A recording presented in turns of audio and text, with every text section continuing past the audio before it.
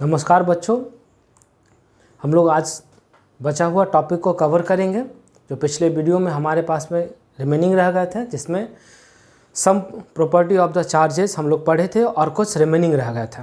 इसके बाद में हमारे पास में क्या होगा कि पूरा चार्ज कंप्लीट हो जाएगा। तो आइए हम लोग शुरुआत करते हैं।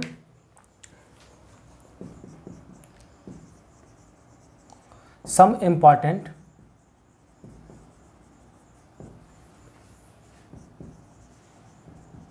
Point about charge. कुछ महत्वपूर्ण बिंदु हम लोग चार्ज के बारे में देखेंगे।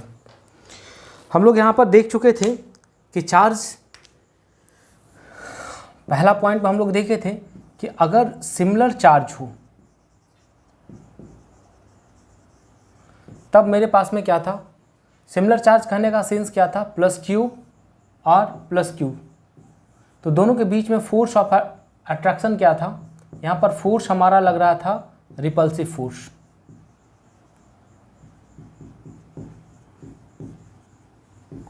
यही सेकेंड पॉइंट में हम लोग देखे थे, अगर डिसिमिलर चार्ज था या इसी को हम बोल दें अपोजिट चार्ज था।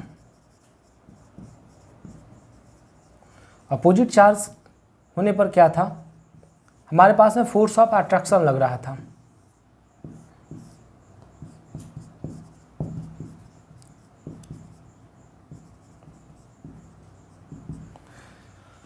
तीसरा अब हम लोग पढ़ेंगे कंजर्वेशन ऑफ चार्ज।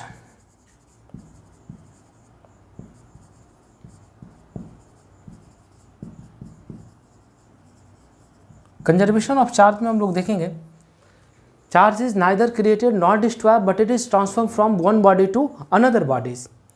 यानी कि जिस तरह से हम लोग पढ़ते थे ऊर्जा का संरक्षण का सिद्धांत, कि ऊर्जा को ना ही बनाया जा सकता है ना ही विनाश किया जा सकता है, बशर्ते इसको हम लोग एक रूप से दूसरे रूप में हम लोग क्या कर सकते हैं, रूपांतरण कर सकते हैं। तो आइए कंजर्वेशन ऑफ चार्ज इसी प्रिंसिपल पर हम लोग देखें कि चार्ज इज नाइदर क्रिएटेड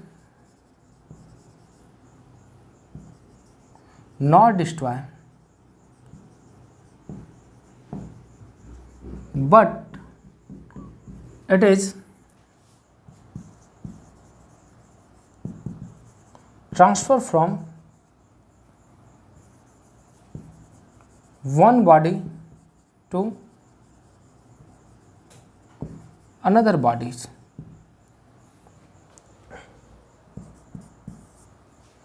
चौथा में हम लोग को पढ़ना है quantization of charge.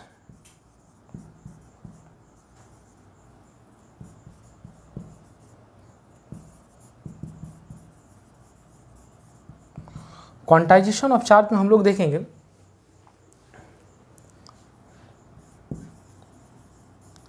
Charge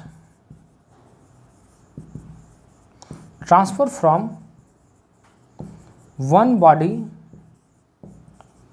to another body.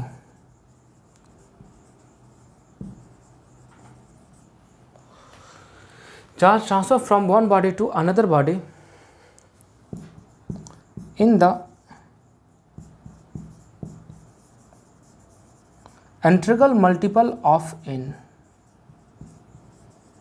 Integral multiple of n, यानी कि कहने का सेंस ये है कि अगर ये हमारे पास में कोई एक बॉडी A रहा और दूसरा बॉडी हमारे पास में क्या रहा, B रहा, अगर यहाँ से चार्ज यहाँ पर जा रहा है तो क्या होगा, 1 इलेक्ट्रॉन ट्रांसफ़र होंगे, 2 इलेक्ट्रॉन ट्रांसफ़र होंगे।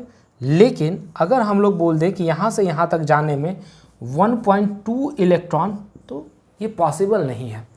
यानी कि चार्ज अगर जब भी किसी बॉडी में, अगर हम लोग बोल दें एक फॉर्मूला अगर निकालें तो Q इक्वल टू में NE, इसे नोट कर लीजिए।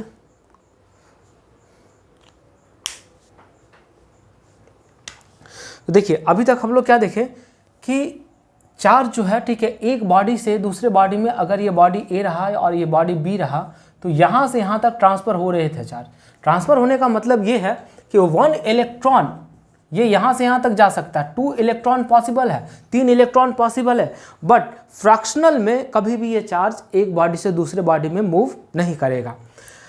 अब हमने क्या निकाला कि अगर सपोज करिए कि टोटल चार्ज अगर Q है तो Q इक्वल टू में एनी, हमने ये फार्मूला निकाला। अब इसे समझते हैं, वेयर Q इक्वल टू में टोटल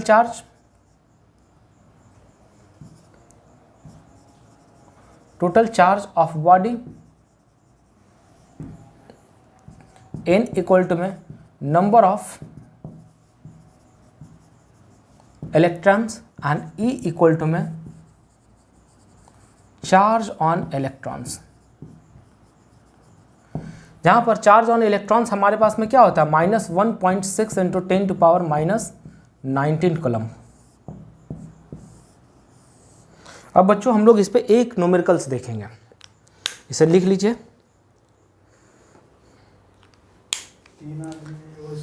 देखिए अब हम लोग एक क्वेश्चन करते हैं, क्या करा, if 1 coulomb charge flow through any conductor then how many electrons present in this. It means क्या कह रहा है कि एक हमारे पास में कंडक्टर है या वो वायर है, ठीक है, जिस पे 1 कूलम का चार्ज फ्लो हो रहा है और हमसे पूछा जा रहा है कि इस पे कितना नंबर ऑफ इलेक्ट्रॉन्स होंगे।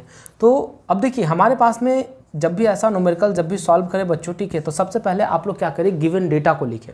तो हमारे पास में गिवन क्या है, मेरे पास में गिवन है Q इक्वल टू में 1 कूलम और हमसे पूछा जा रहा है नंबर ऑफ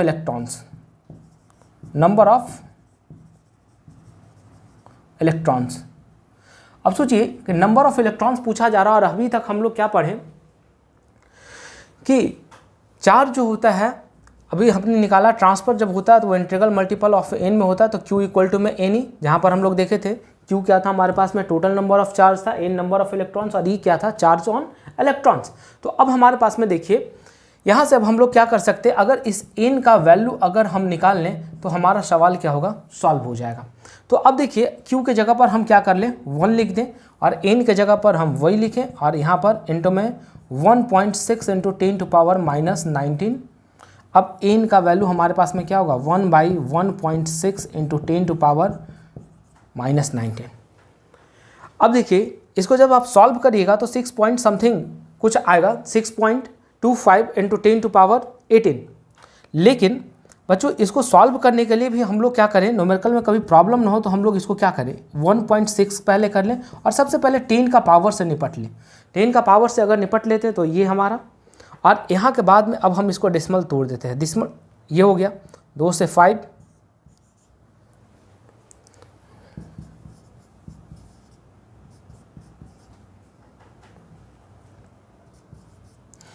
अब मेरे पास में ये क्या डेटा होगा, 0.625 इंटू 10⁻⁹। अब इसे हम क्या कर सकते हैं, लिख सकते हैं 6.25 इंटू 10⁻18, यानी कि इतना इलेक्ट्रॉन्स इस वायर में क्या हो रहा है, अप्रॉक्स मूव कर रहा है। लिख लीजिए इसे।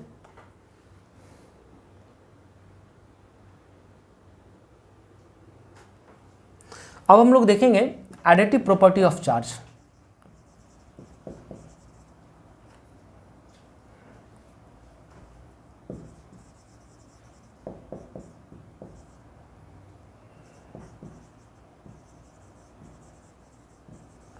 Additive property of charge. अब एडिटिव प्रॉपर्टी ऑफ चार्ज क्या कहता है कि net charge on, simple language में बोले तो क्या होगा, net charge on any body be 0, या इसी को हम लोग दूसरे लैंग्वेज में बोल सकते हैं, ठीक है, sum of all charges of any body be 0। It means क्या होगा कि अगर कोई भी एटम हो या कोई भी बॉडी हो, बॉडी या यहाँ पर आप एटम कर लीजिए, तो उसका टोटल चार्ज का वैल्यू क्या होगा, 0 होगा। अब देखिए इसी पे क्वेश्चन हम लोग पिछले बार में किए थे, Y atom is neutral, atom is neutral. तो अब देखिए इसका सॉल्यूशन में एक तो हम लोग लिखे थे क्या कि in case of atom in case of atom, number of electrons is equal to number of protons। तो सोचिए, हम लोग पिछले क्लास में पढ़े थे कि इलेक्ट्रॉन्स का चार्ज क्या होता है, नेगेटिव, और प्रोटॉन्स का चार्ज क्या होता है, पॉजिटिव। तब भी ये टोटल सम अगर निकालना है तब नेट सम का वैल्यू, ठीक है, यानी कि नेट चार्ज क्या होगा, ये भी हमारा 0। अब सोचिए, इसी को अगर दूसरा लैंग्वेज में अगर हम लोग को लिखना हो, ठीक है, तब हम यूज कर सकते हैं एडिटिव प्रॉपर्टी ऑफ चार्ज। यानी कि इस क्वेश्चन का दूसरा जवाब हम लोग ऐसे भी लिख सकते हैं, ड्यू टू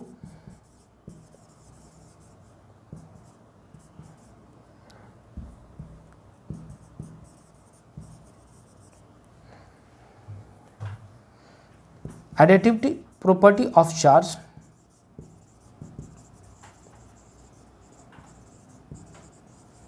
एटम्स भी न्यूट्रल।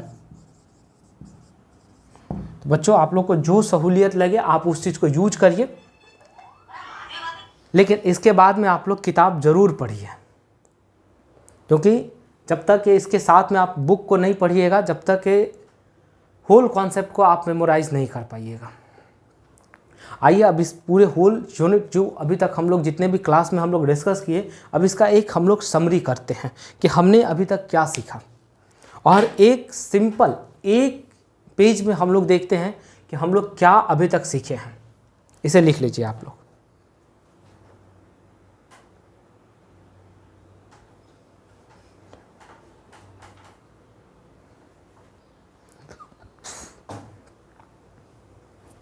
अब देखिए, अब हम लोग चलेंगे समरी की ओर कि हमने अभी तक इतने समय में क्या सीखा।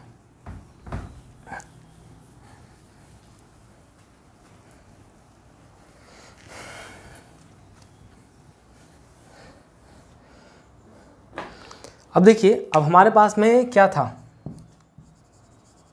चार्ज। इस चार्ज में हमने क्या पढ़ा, इस चार्ज में हमने पढ़ा कि अगर प्लस क्यू चार्ज हो और यहाँ पर प्लस क्यू चार्ज हो, तब ये दोनों के बीच का जो फोर्स होगा यहाँ पर रिपल्सिव फोर्स लगेगा, रिपल्सिव फोर्स। दूसरा हमने देखा कि अगर यहाँ पर प्लस क्यू चार्ज हो और यहाँ पर क्या हो, माइनस क्यू चार्ज हो, तब हमारे पास में फोर्स क्या लग रहा है, अट्रैक्शन लग रहा है, अट्रैक्शन फोर्स लग रहा है। तीसरा हमने पढ़ा चार्ज इज कंजर्व्ड क्वांटिटी, या हमने इसको लिखे quantization of charge, quantization of charge. इस क्वांटाइजेशन ऑफ चार्ज में हमने क्या निकाला, Q इक्वल टू में any.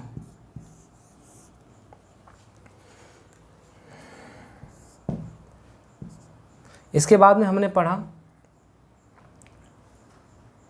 Conservation of charge,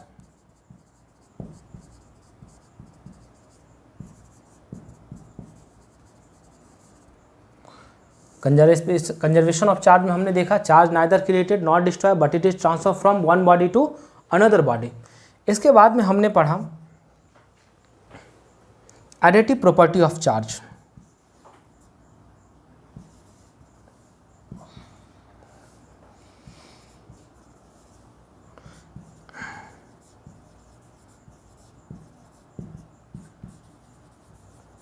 additive property of charge. इसके बाद में हमने पढ़ा क्या,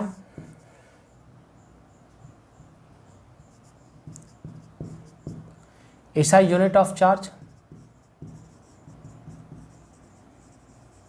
वो क्या था, कूलम्ब। इसके बाद में चार्ज में हमने पढ़ा कूलम्ब्स लॉ,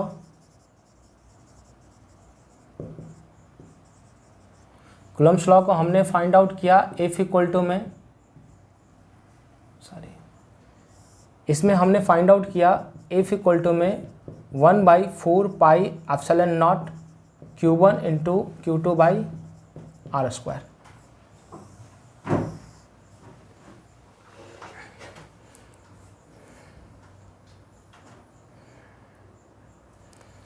और इसमें हम लोग क्या पढ़े,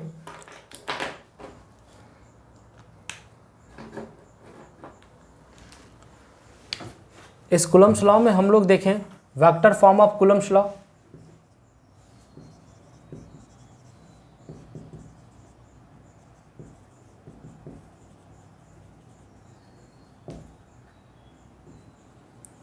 जहाँ पर हमने क्या रिजल्ट निकाला, F इक्वल टू में 1/4 pi epsilon naught Q1 into Q2 by vector R2 minus vector R1,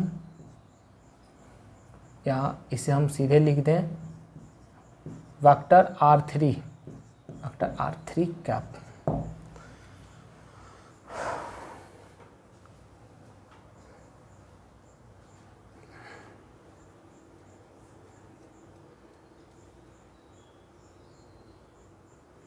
इसके बाद में हमने क्या पढ़ा, सुपरपोजिशन प्रिंसिपल ऑफ चार्ज हमने पढ़ा।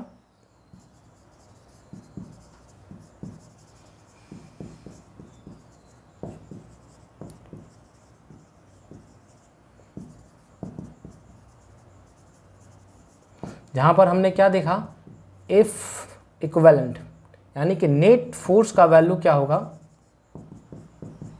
F1 plus F2 plus F3 etcetera. तो बच्चों हम लोग फिर से मिलेंगे नए वीडियो में नए टॉपिक के साथ। Thank you.